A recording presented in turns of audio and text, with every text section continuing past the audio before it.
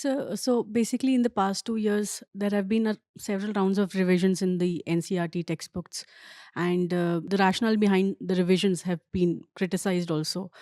So, I wanted to understand what is the rationale, of course, from your end, and what do you think about the criticism as well? Okay, so you are talking about that rationalization, uh, you know, process and exercise. Eh?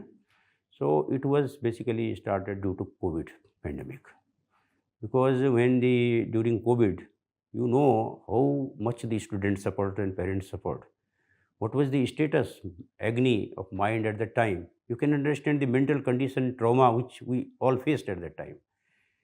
When the school opened, then it was realized that with all that, can the learning loss be covered through these existing textbooks?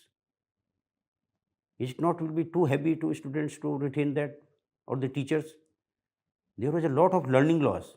It was not only learning loss, not only time loss, but it was learning loss.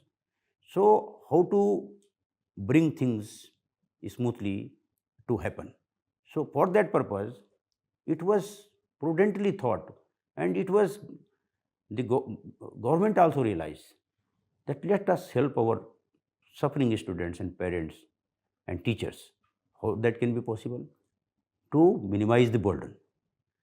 For that, NCERT did that exercise.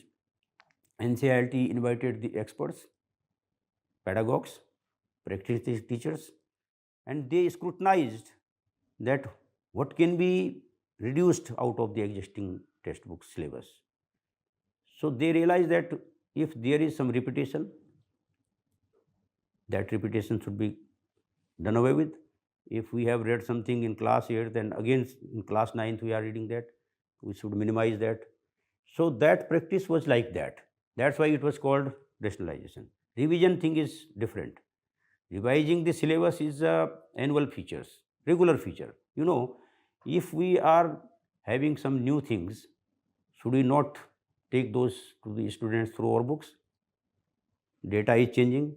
We are getting new data. We cannot stick to old data. New knowledge is being generated every day.